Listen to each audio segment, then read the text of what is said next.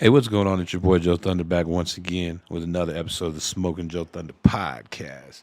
Bring you the latest and greatest in hip hop, cannabis, and all that underground shit, all that good shit. Real quick shout out to Be Good, you know what I mean? Shouting them out. And real quick, we are looking for a cannabis sponsor. So if you're a dispensary out there, you know anyone who's into cannabis and they want to donate some product to the, podcast. Smoking Joe, man. Yeah. Donate. We could definitely use it and shout you out and do some good stuff. We could work and build together. We got a fucking banger for you today, man. This cat's been on the podcast before, but I think it got lost in the mix when we moved, man.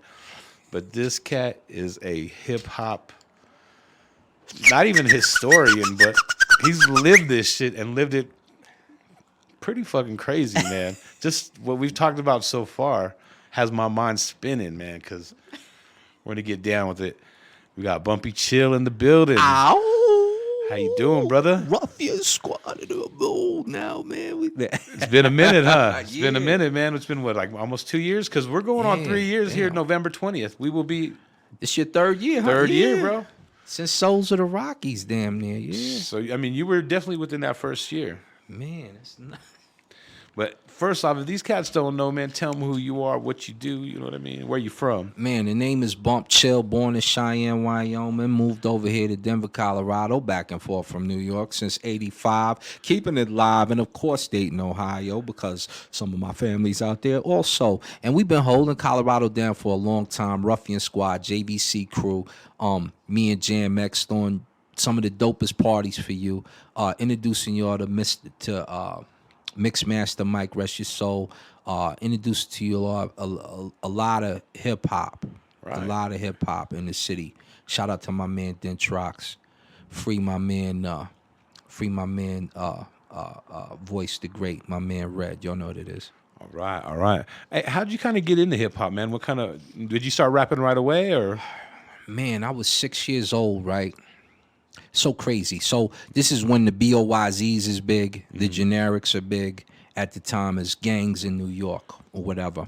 Big John is mixing at Norman's with Al Your Pal. And were those cats older than you? Were you like the freshman and they were like the senior type deal, or Yeah. are they even a little older? Those were our OGs, Little Ricky, the mixing midget as they used to call him. Shout out. Reg, Thomas Doby, everybody was pop locking real heavy, Studio 7 type stuff was going on. And man, I was a young age and I don't remember even how they allowed me to do this. I ended up in Norman's. And were you under 21, I take it, or under 18? I was under 10. Under 10. I got in God Norman. damn, Normans. And that's how you know. I'm like, yo, how the hell did I pull that off with mom and all that? So I went out, pulled a honey or two. Shout out to my man Steve Hill. That's my big brother, my babysitter. And my cousin Jam. Hey, if I take you out, that means I gotta come home, and I might meet a female. Yeah. And I was pulling him, and he couldn't that night for some reason. It was nuts. Shit. It was like, yo. So this is back when we was doing the WAP and shit. For real, I remember that shit. Back in 86, Yeah. 87, a little That's how younger, yeah. a little earlier. 84. 84. I think, yeah. So we're doing that. We get inspired. Jam has a record player in the house. Right. We start looking around. We want to throw a breakdance battle and an MC battle. It just was intriguing us. And so I said, well, let's get some we need prizes. So we start looking around the house for prizes. He took one of his Prince albums. We had an old trophy for bowling, I think he Right. had. That's funny, dog. Then we go into the dumpster, the same dumpster you see on Souls of the Rockies, me and Musa. We crawl into the dumpster and pull out this little kid's record player. Now, it's so funny, Musa didn't record the second part. He got in there too soon. He said, I wonder if someone is in there right now. He crawls in that same dumpster. You ask him when you see him. He pulls out a record player, the same type that we had back hilarious. in the day. I said, this is nuts. So me, my man Jameek, Tony West, Chaka, TJ, Were you guys all from the same neighborhood? all from Garden Court, right? Kensington. And as tell they them where used to that call is it. real quick. Kensington is off of 1150 Syracuse. So the Ready Room is right across the street. So kind of Colfax and Syracuse, right there by the Dairy Queen. Exactly. Used to be Families. Sub Center, Used to right? be Compton Mart there too back in the Yeah. Not even back in the day, but you know. We all walked to the Yellow Front, and Dang, Yellow Front's old school, bro. man, my people, the Fishers, Don Blas, shout out. They were across the street on Rosemary. Okay. Yeah, shout out Don Blas, OG. Big up Quinn, all your brothers, all that stuff, right? Phil, Danny, me and Danny used to play for the Montbello. Shout out to all the Montbello Falcons. Just seen the twins at the funeral the other day. Shout out to you all. So we would go over there. We would I'm sorry, we were at the breakdance battle. So we would breakdance, and we decided to do a competition. So this is the first time we're doing a competition, and he digs in that trash can, pulls out a turntable that pulls back because it's the little kids one. Right. Then he had his mom's. So we put those on the balcony, first floor. He's mixing back and forth. Whole neighborhood comes over there. First thing we do is we start breakdancing against each other.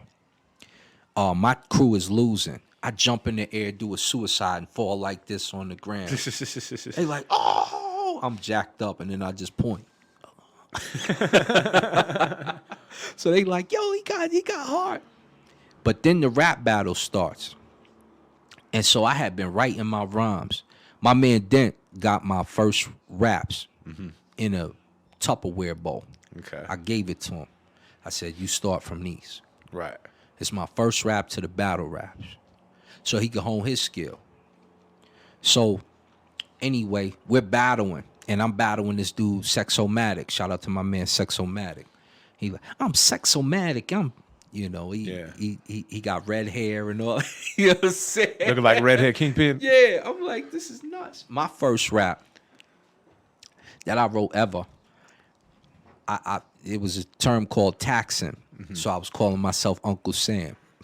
So I'm like, I'm Uncle Sam and I'm ready to jam. And now you know my name, I'm going to teach you my game. My rules are great, my rules are good. My rules are always understood. I'm going to rock this crowd in a vicious way. That's the only reason that I'm here to A. Now, Sexomatic, you're full of static. As far as I'm concerned, you could live in the attic. They was all living in the attic. Like a monster. Yeah, we in the 80s. So, you know, I'm thinking I'm jamming. And I was for that age. Then I start popping. Because back then we did everything until you Yeah. figured out what you really wanted to do. After we're popping and stuff like that, we form a crew. The different crews from the neighborhood that battled form a crew, get together. It ends up being me, my man Jameek, who we call Tech, in Park Hill. Does his own thing now, like tells Park Hill stories. Like he talks about the DJ Quick story, him and Big Loke and company, all the homies from Park Hill.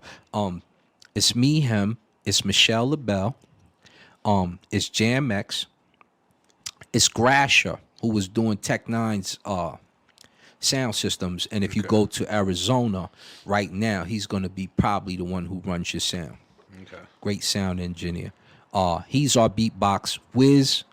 Tony Wiz, who was Michelle LaBelle's brother, was our other beatbox. We had two beatboxes, and then it was me and Jam. At the time, Jam was the best MC from us. Okay. Then it became Michelle. She took over. Then it was Tech. I used to stop rapping if you cut the light on. I was the wackest. For some reason, something clicked in the mid 80s, and then I became a monster. I was thinking of stuff that was different. I was gravitating to punchlines that no one had. Right. Coming up with the new shit. And so me and guys like Don Blas, Kingdom, who was dope back then? Eminem, who ran with Day Day, the singer. It just BMW, Brothers Most Wanted.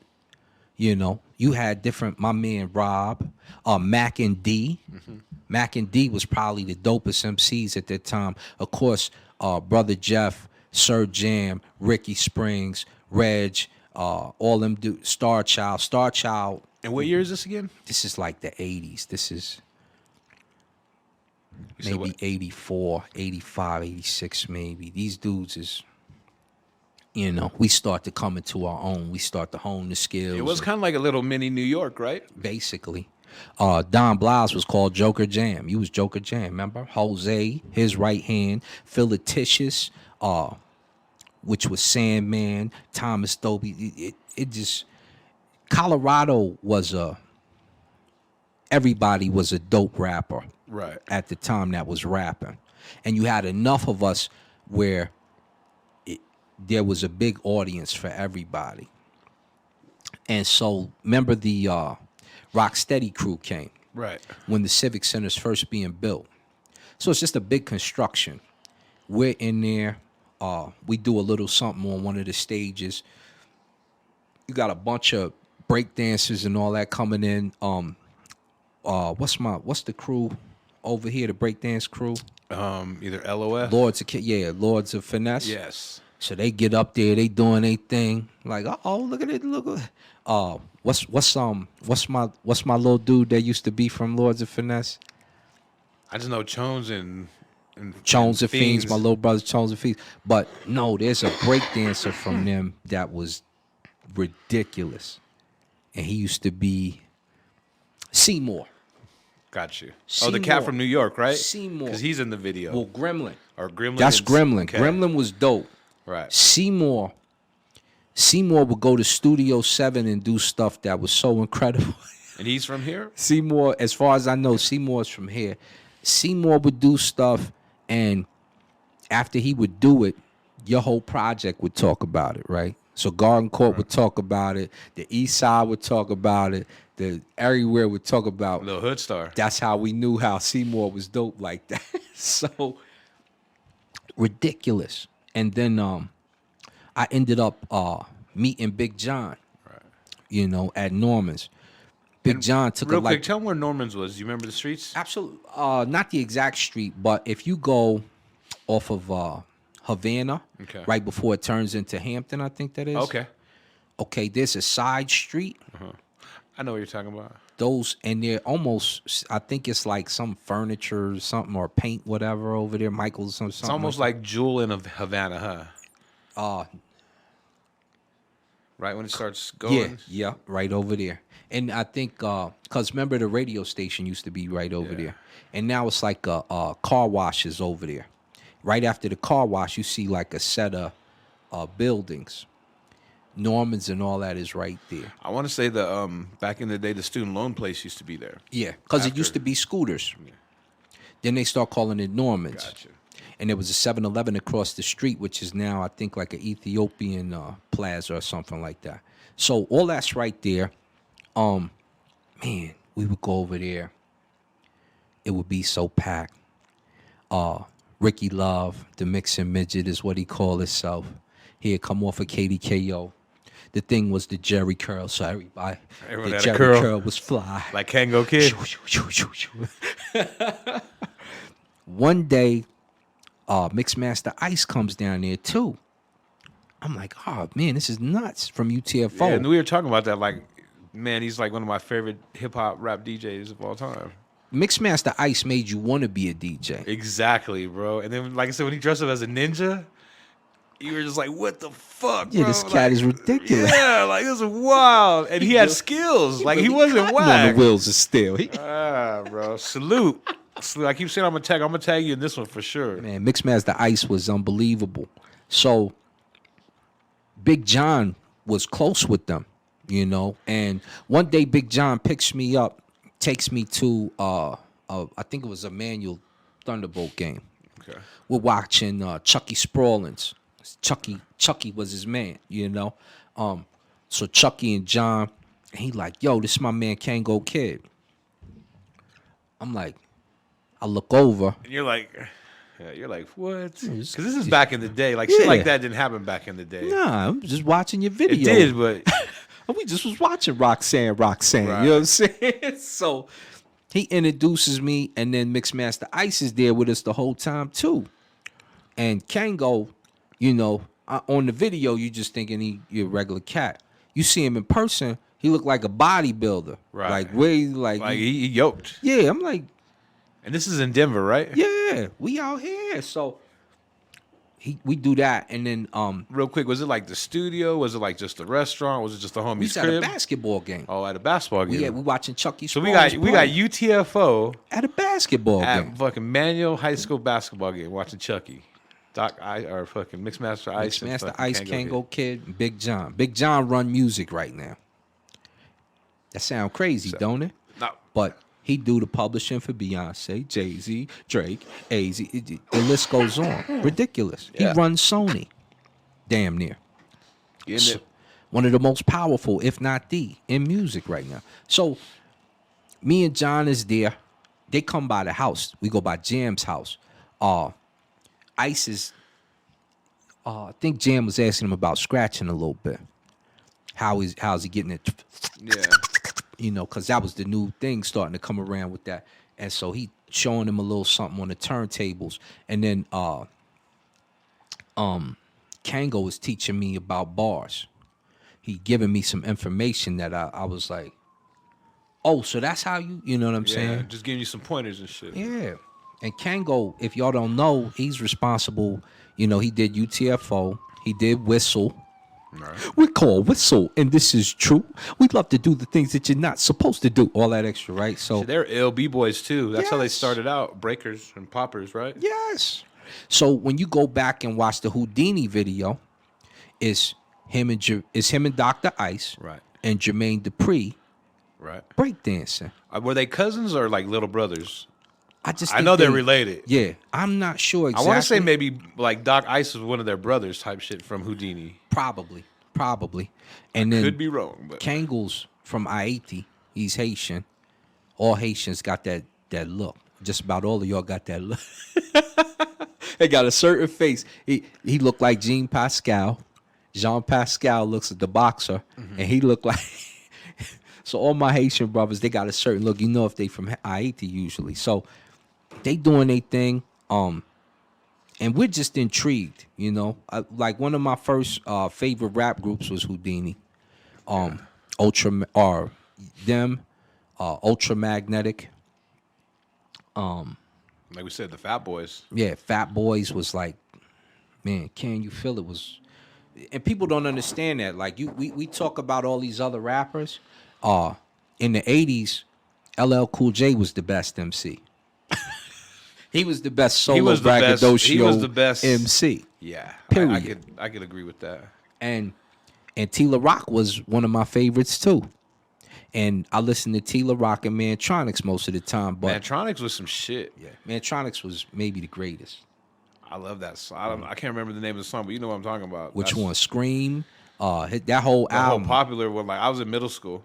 Cause kind of the first so I heard the early shit like I was telling you, like the Boogie Boys and UTFO and Houdini, and then you had like your little Run DMC stage and the Beastie Boys, but then I had a stage like Kumo D and Skinny Boys and Mantronics, man, and like fucking that shit was like just Skinny Boys, eye-opening. Human Jock Box, Right. ridiculous. And the age of the beatbox gave way to the age of the DJ. And so when you had those different producers that no one talks about, as if, like Mantronics, he's why you have techno, damn near. pretty much. You said Curtis Blow was making all the Fat Boys beats. Curtis like Blow was killing the game. Jailhouse Rock. Yeah. that beat is ridiculous. Like you said, Can You Feel Me? Don't You Dog Me? That shit is some. Don't you dog me. That shit is hard, bro. I'm telling you, these motherfuckers don't know what they missing. Don't you dog. Y'all don't listen to none of that because it doesn't feel the same to you. For us, that was the greatest thing ever. It was. I was a little shorty. Yeah. Run DMC. Rock Boxer come on. The rhymes that I say, sharp as canal, pretty as can be and not for sale. Always fucking fresh, could never be stale. Took a test to become an MC and didn't fail. You know what I'm saying? Them joints was, and the beats for that time, ridiculous. Ridiculous. Hey, let me ask you, why was UTFO coming out here? Do you know? Well, they were connected with Big John. And he was just bringing them out? Yeah, I think essentially. I don't know his initial connection because it could have been through Al Yapal. Shout out to Al Yapal, the DJ that used to ride with him. I can't remember everybody. Sorry, bro, because you're skipping my mind. But they were so connected with New York, and John was connected with a particular record store in New York.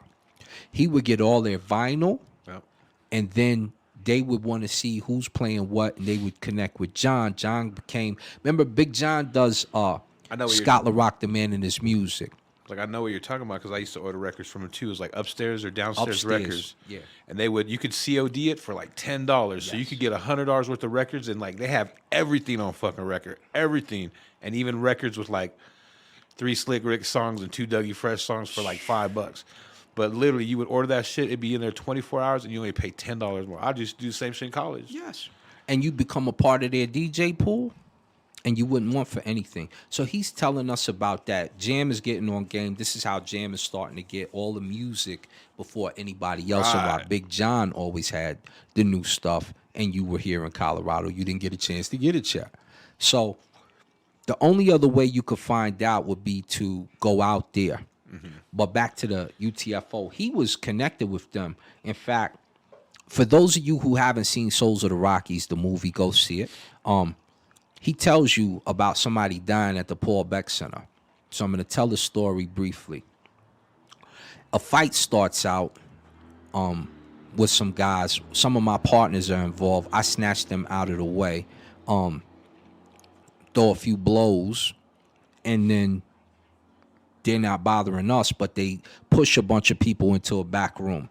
When the people come out of the back room, and everybody knows Hollywood, Peanut, etc. So Peanut's neck is slit. While that's happening, Big John and Mixmaster Ice are behind the DJ booth.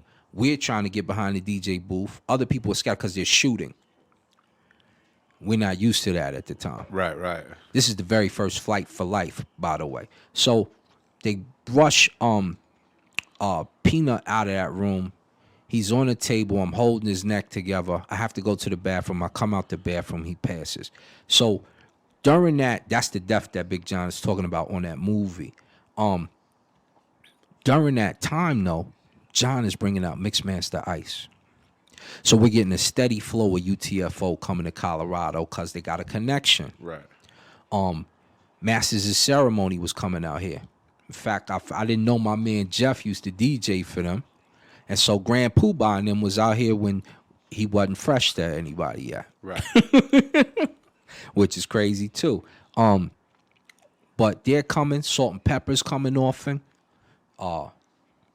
We had the crush on Salt and Pepper and Spinderella. Spinderella was the finest one out of all of them. Yeah, we was like, yo. And bad. Salt was my favorite. I remember the concert. It's them, Public Enemy, and a few other people. I grabbed her hand. Big Daddy came. No, yep. Cube didn't come with that one. Cube came after. That was after the NWA beef. Yeah. Okay. I grab her hand and try to pull her off the stage.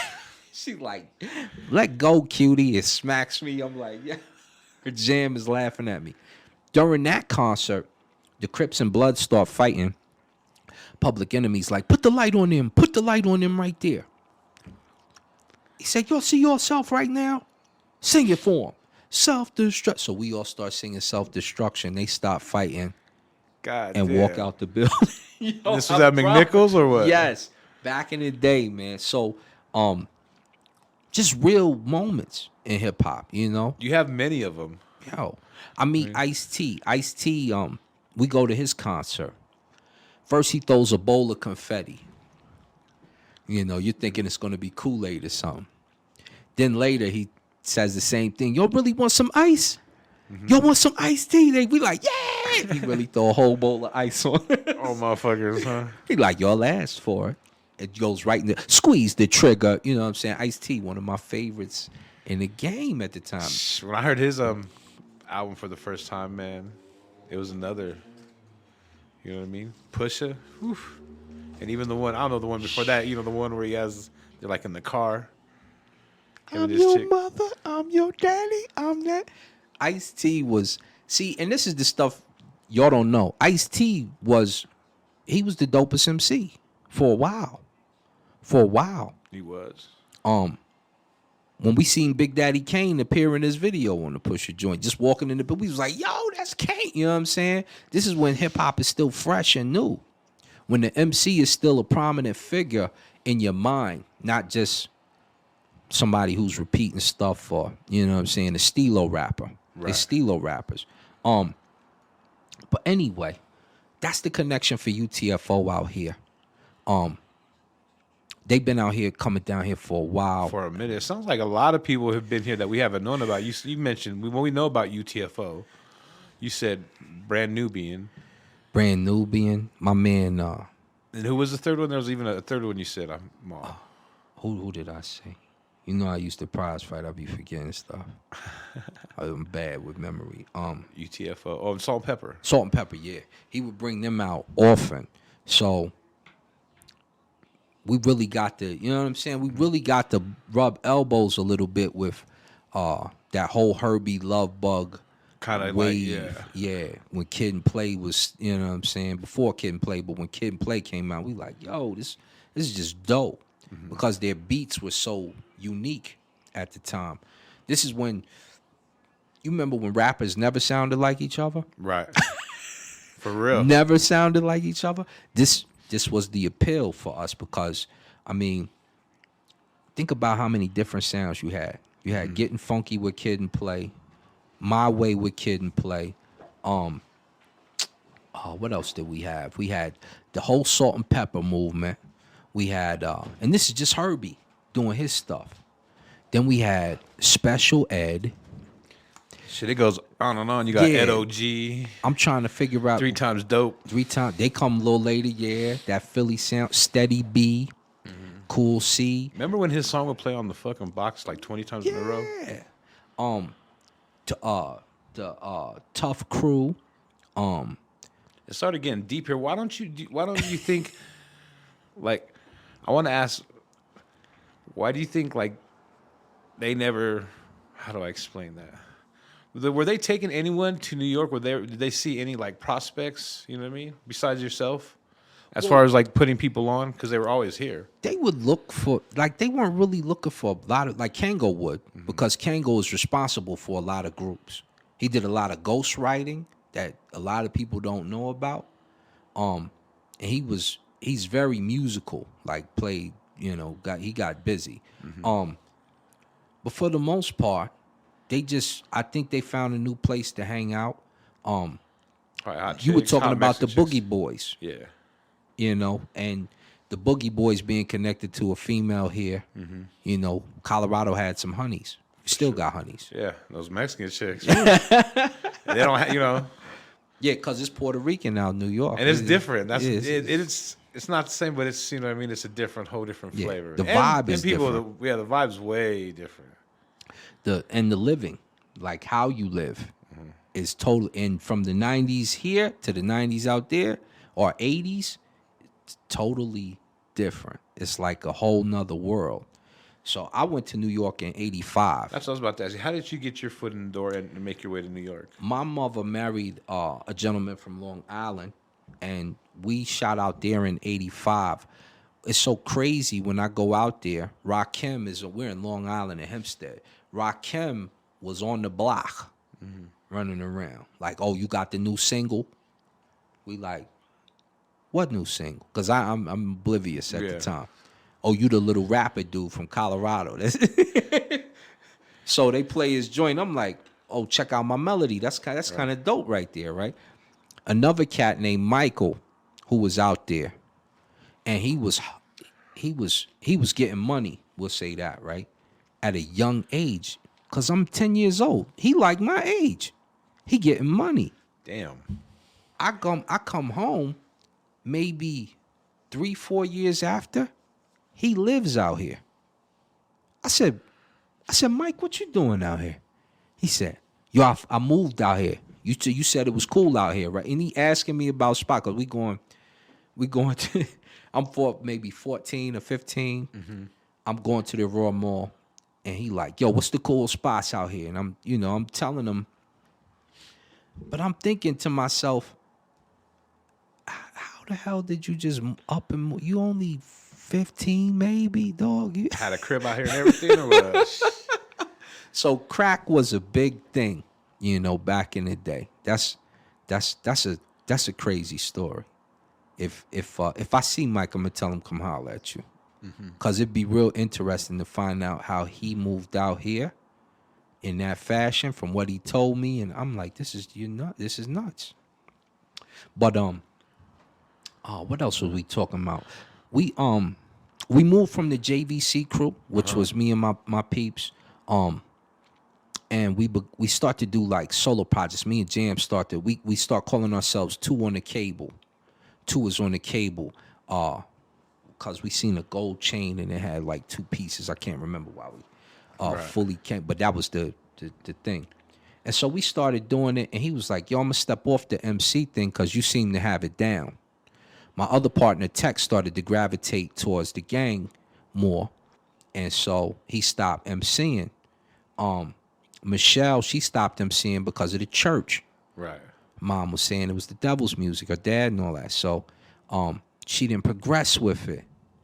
Still one of the dopest. She was dope. And she went on to do other stuff with E40 and them later. So she's been dope for a long time. She just Had to find her niche or find her mind for the church thing and what she was being fed at the time stopped her from going deep into the music.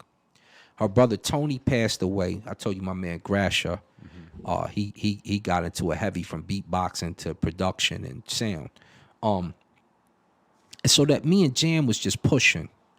And then and Chaka, my cousin Chaka, he was dancing and he used to dance for Rob Bass and another group in Jersey. He was in Camden, New Jersey, a group called Utah Penis and Balls. We'll say it like that.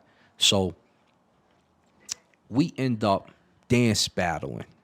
My man Shorty and Mafia used to dance battle out here. They was known for killing dudes. Right. Chaka ends up taking them out one night when he gets down here. So he wins, and me and Jam go on to, we was dancing against my man Cedric and Devon, or Cedric and D. We'll say D because I can't remember how to say his name. And we beat them at TC Rads. Okay. In a dance battle back in the day. And we're starting to just dance and rap battle. I go to KDKO, shout out to my man Kwame and brother Jeff. I go in, it's like 28 rappers. The last dude starts biting Cool G Raps stuff. Right. From Men at Work. They have like a little battle at the radio station or what? We're battling downtown off Welton Street. Okay. During the Juneteenth festival, and everybody could see. So I beat like 28 dudes. Damn. And we was just on Brother Jeff's show talking about it the other day. They like, remember when you? I'm like, yeah, that was a long day. I bet. Shit. So I got the trophy still at the crib, and then we're going through stuff like that until we get to the World Supremacy Battle. Right. So we get to the World Supremacy Battle the first year, 91 that I go. I think Miz just won the year before. Miz and this is in New York, right? Freshco. Remember MC Freshco? I don't, bro. Freshco did like one video, and then there was DJ Miz. Okay. So there was the battle with Jazzy Jeff, DJ Miz, who beat Jazzy Jeff, Joe Cooley, from Rodney O and Joe Cooley, and about 4 other DJs. That's really dope. Miz wins. Okay. So after Miz wins, that's when we had that DJ beef popping off where Joe Cooley and Rodney O come out here. I bet y'all think Jazzy Jeff is the best DJ in the world. So he's all that extra. Then my man Scratch wins the World Supremacy like twice or something. He wins the DJ battle like twice.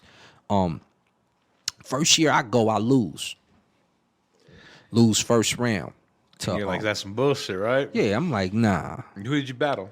The cat from Right On Magazine. He was the writer for Right On Magazine, one of them dudes. I think he was in, what group was he in? Mad Live or something like that. I can't remember. ski or something. There's no way he got you. No. Shout out to you, though. You the homie. Supernatural went in there and ate him up the next round. Oh, for real. Supernatural goes on to eat everybody up except for Mad Skills. Mad Skills is eating up the other side of the board. So then Mad Skills and Super Nat battle to a standstill, and they both get record deals. But Nat takes the demo deal. Skills takes the publishing and writing deal, and he ends up writing a lot of Puffy stuff. Right. And some other ghostwriting stuff. Who won the battle, or was it It was a draw. A draw. They both won. It was a draw. It kept coming out that Nat won, but it was a draw. In your opinion, who won? In my opinion, Because those are two dope fucking MCs, bro. Like, it was a draw because Super Nat. this how it went down, right? Tell us. And a matter of fact, he does have that part up still on video. He just don't show my battle. We'll get into that after this. Shaquan, show the goddamn tape, man. Stop playing. So, what happens is the first round, Nat spits a rhyme and he starts doing that where he's underwater. Crowd is going nuts. Skills is rapping, dissing him, talking about he big boned it and using some punchline stuff, which was clean. It was hot enough, right. But Nat got that first one. Second round they go, and Nat did something. He start grabbing people's stuff, start rapping about the stuff in the crowd. Okay. Skills does the same thing, puts a couple twists on it, and his punchlines was a little heavier. So it was like, okay, that was a draw round. Last round, Nat goes, but then Skills goes, and when Skills goes, he gets busy. And if I'm not mistaken, I think they did 2 extra rounds before Dre was like, man, y'all pick one, pick one, or call it a draw. We can have 2 winners. They was like, yeah, we have 2 winners. So one got the demo deal, one got the other one. One got the ring, the other got the jacket, and they didn't do the belt. But one of them got I think Nat got the ring. So it made out well. Right. They did good. They prospered. And so I was trying to save myself for the next rounds. I was like, all right, when I come up here next year, because I'm going to make it next year, I'm going to kill y'all from the door. So you have to be selected by Clark. That's what I was going to ask. What was the process of getting into the battle? You have to be selected by Clark Kent and other rappers. That's rough, too. To be the best 16 in the world. Everybody sending their video. So the next year, I send my video, and I'm telling Jam, I'm like, we going up there. I'm cleaning everybody out. Cleaning house. Yeah, we about to rep Colorado right now. So we go in there. Jam is in the DJ battle. He loses the rectangle out the gate. That's a tough one because rectangle is dope as fuck, bro. The only reason why he lost to rectangle because Jam was doing. If Jam's sound would have matched what he was doing, rectangle loses. Jam's record jumped and skipped. And so it never sounded like anything. But he climbed up on the turntables. He did his back on it. Then he put one foot on it. Then he put the other foot on it and stopped it. So he was like, oh, but it wasn't enough because Rectangle just stood there back and forth and the sound matched what was going on. So he loses first round. I go, me and Mos Def match up in the first round. Okay. First, my partner, American Dread, shout out to you. Him and Chino XL battle. He takes out Chino XL in the first round. Chino's mad. I bet he's furious. But what was you going to do? Now, Mad Skills had beat American Dread in the second round of their battle in 91. So American Dread came to get busy too. So, we like, yeah, we're going to meet up and get busy. We thinking. I beat Mos Def says a dope rhyme, and they going crazy. So I'm like, all right, bet. I got to bring it right away. Yeah, I'm about to get at you right now. And so I get him, and then I used his punchline at the end because he was talking about something about a yoke beater. I was I just flipped it on him. Right. I said, "You beg, scramble your egg like a yolk beater." Ah! And I turned handicap and all that in the rap. Transform back, back to chill, playing off the Decepticon thing because. So when you're battling, you're coming with that kind of complex style, like different. I call it styles and inside of styles. Oh yeah, because there was two things back in the day that's different from battle rap now. Right. Battle rap now is gun bars and talking shit, and it's dope, but that's what it is, and it's a play on the words in your real life. They done looked up something about your family or something stupid, right? Right. Back in the day, we didn't know who we was gonna get, and it's random. And you had to do it over a beat because the idea was, can he rap dope enough to make a song? So we're spitting the flow, dissing, punchlines, but can he sound good? Does he sound good over the beat? Right. Everything I was doing over the beat was just matching up, just fucking blending like fucking peanut butter and jelly. yeah, and I'm punchlining. Right. I'm like, you get and that's what you have to be. Now it's different. I like it better with the beats, I'd have to say. I like both. Like the new rap, like Arsenal and Company, Cassidy. Cassidy was out here too with Carmelo Anthony. Mm-hmm. We chopped up. I like it both ways. Mook and them and those MCs are dope. So I don't like to take away from what they do. Right. But they to battle back then to you got to be able to also make a record. For sure. They can't do it. So who'd you go after you beat Mos Def? Who was in the second round? Gravity. Dude named Gravity, who was with Judgmental, the winner. And he was from Chicago. Gravity was dope. And I think he's from Royce the 5'9" and them crew. Because I met up with Eminem's man and them down there. From Detroit. And Gravity was dope. But he wasn't even close. He wasn't even close. He wasn't even. It didn't matter who it was that night. I was going to go till they said I had a record deal. So they announced after the Gravity battle, he got a record deal. And they said, oh, he got 3 of them. So I was like, all right, take my foot off the gas. Because the winner of the World Supremacy always makes a whack album. So the year Tretch was in it, everybody but Freshco that signed Kind of blew up. Yeah. Who else was in there? Do you know? I can't remember. You have to go back and look. Go look up new music seminar World Supremacy battles. Clark Kent. Is any of this stuff on YouTube? Yeah. I'm gonna have to check this out. Matter of fact, so we're still talking about. Have we even got to that yet, or no? Was that the year before, or is that current?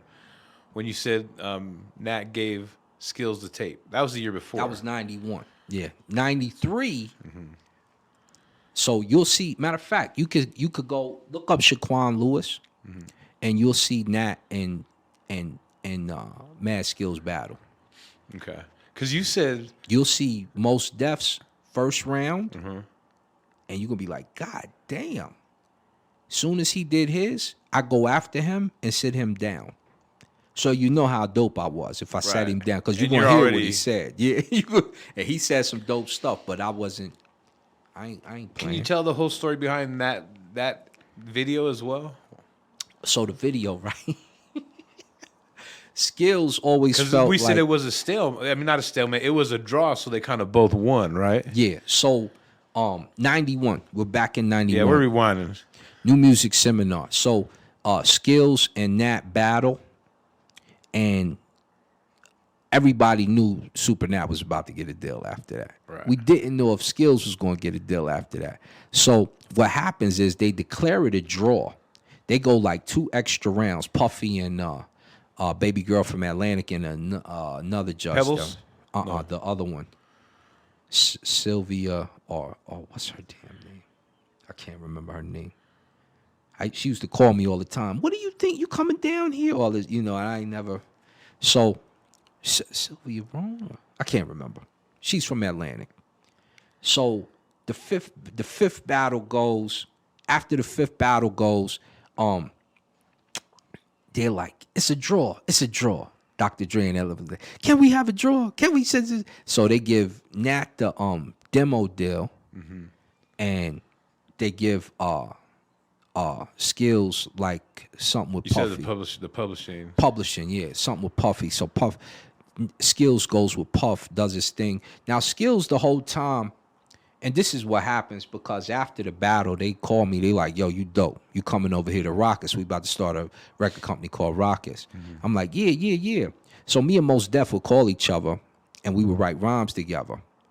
And Skills like, tell me like, yo, he thinks a lot of you, man. I was like, that's my brother.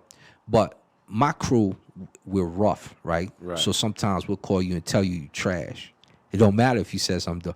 So he calls me. He's spitting a joint. He's spitting one of the joints off a Black Star line. Right. And I'm like, that's trash, man. What you mean Africa? I start messing with him. I'm like, you trying to say the kids with flies on their face and stuff? I'm messing with him, amazing. Just getting in his head. Yeah. So he's like, yo, you ain't feeling that one? It's trash. I was like, yo, I'm gonna call you in a few. So Skills called me. He like, yo, you heard Mos Def? I said, I think my man was there too. I'm like, watch this. I was like, yeah, man, I heard that. Man, that's whack, man. You trying to pair me with him, yo? That's what you trying to do, B?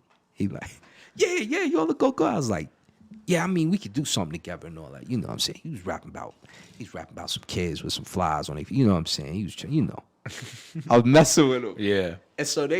And then we get on the phone. I'm like, I'm just messing with you, Mo. Because we do that. My crew, we have fun. Just fuck around with each other. He took it to heart. So he like, yo. So he and my man Talib and them. So he like, man, he don't really like my stuff, man.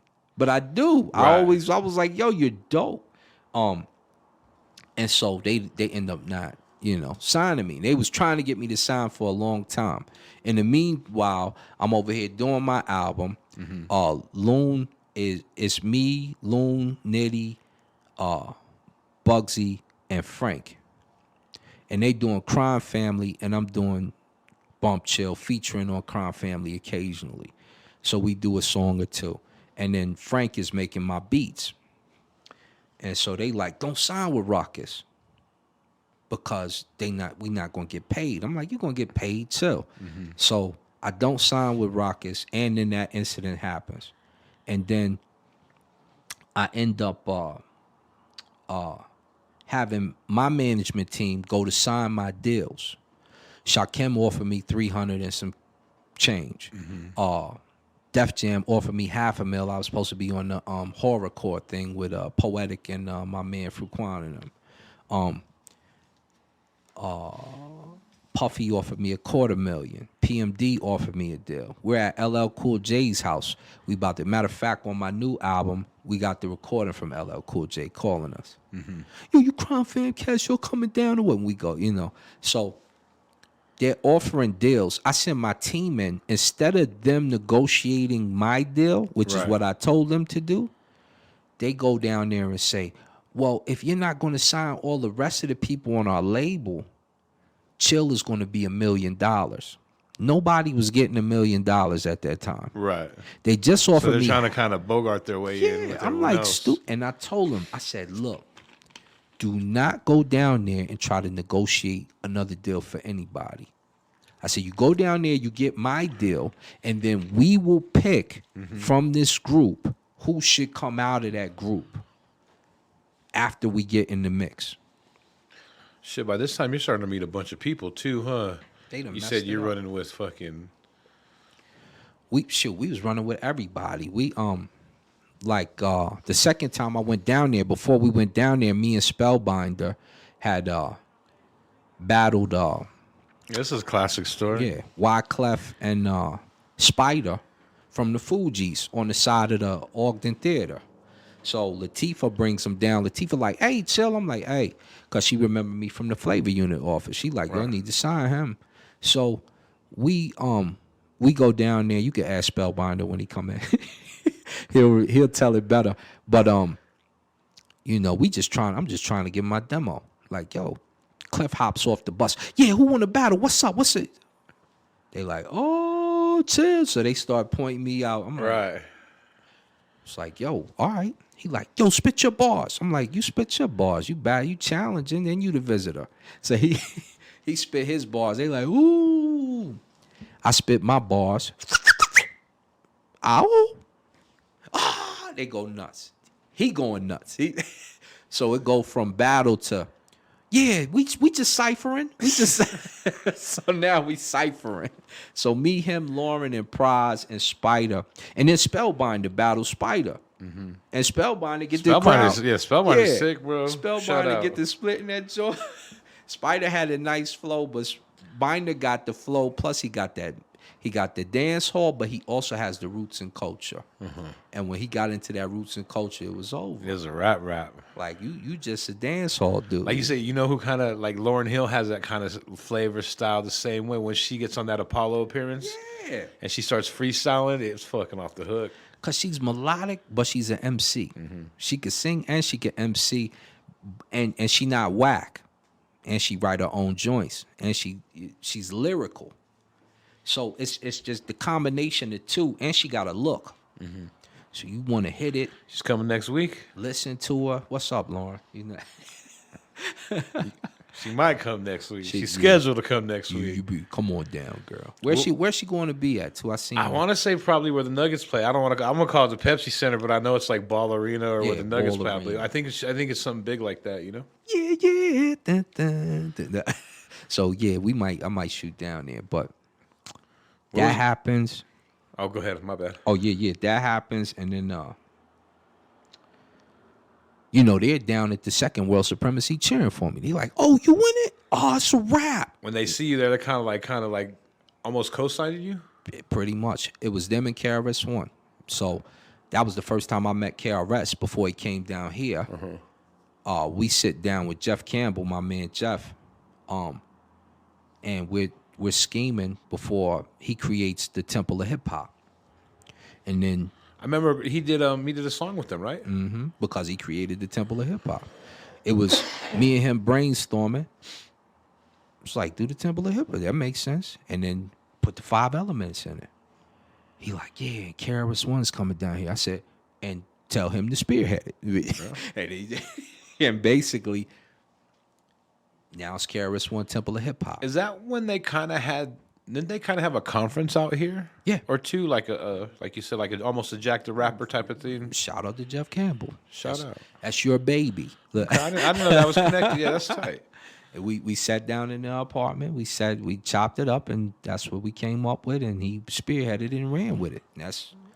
And then Chris came down. We chopped it up with him, and the rest is history.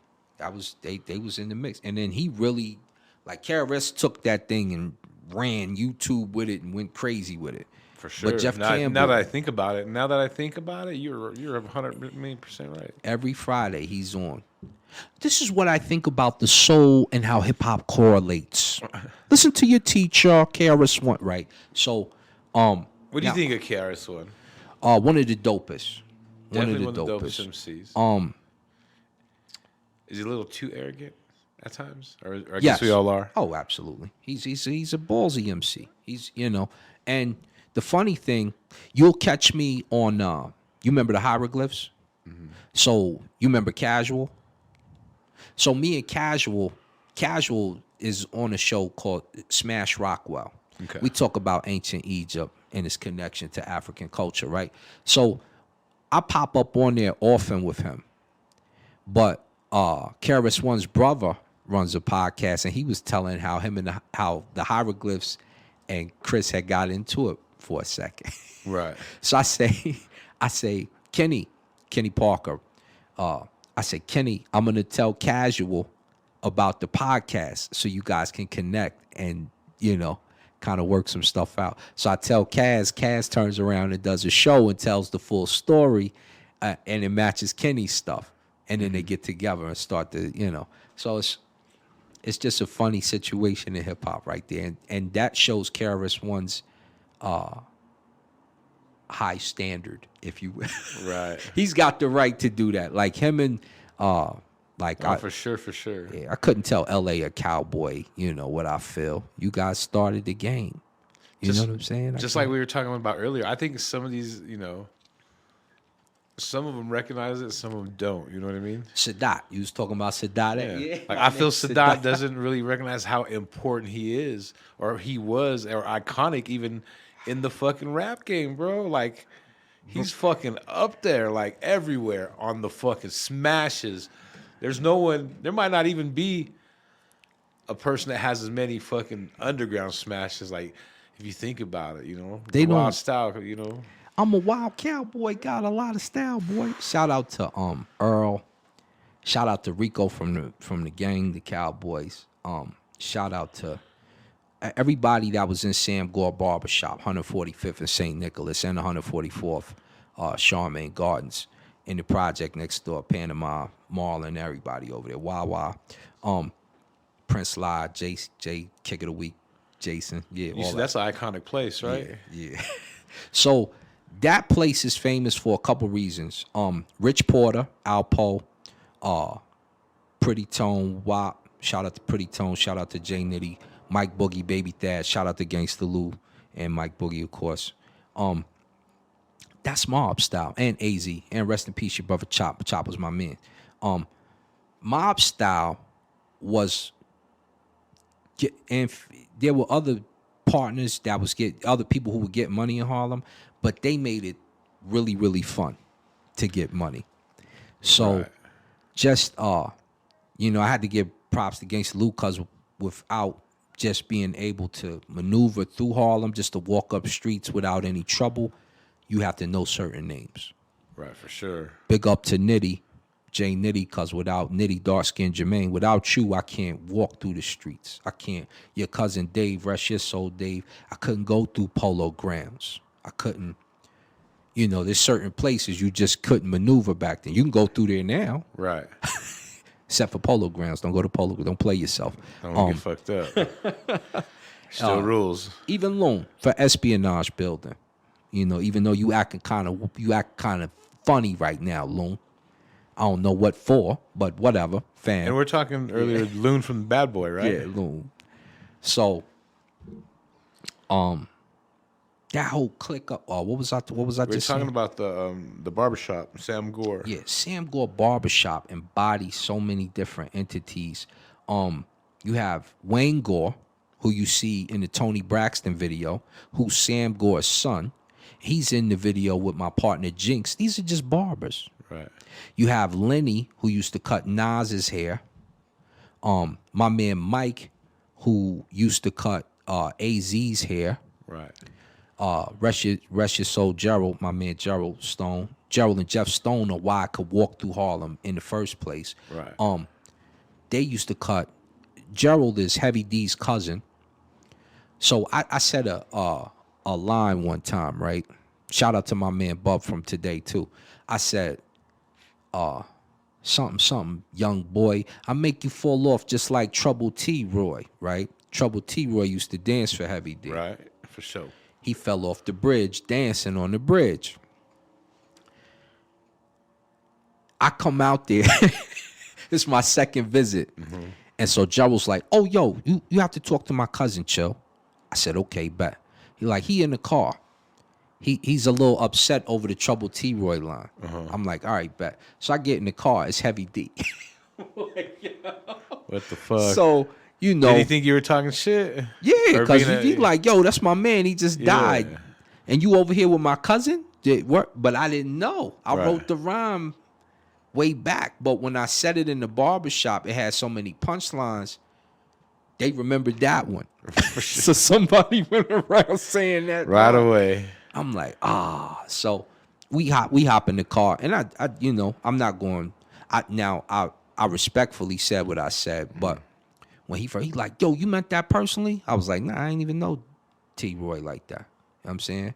I didn't know you were Gerald's cousin, But yeah, I said the punchline. We ain't running from that. You heard it. Mm-hmm. He like, yo, little dude, you got gumps. I'm like, well, I appreciate that because you're one of my favorite MCs anyway. So you no, for sure. So I apologized. I was like, yeah, because I know that's your man. I know how you feel. I say punches like that, and I get it. Pardon self. So we squashed that. he introduces me to Redhead Kingpin because they cousins. Right. And he introduces me to Bob and then from Today. So we go over there. Me and Bob actually, I think we have a track in Frank's house. Right. If I'm not, I got to go check. We got some tracks though. Yeah. We're gonna take a break, bathroom break. We're gonna come right back. Man, telling you, hip hop knowledge right here. This cat knows so much. I don't know why you don't write a book. It's coming. All right, it's coming. All right, we'll be right back.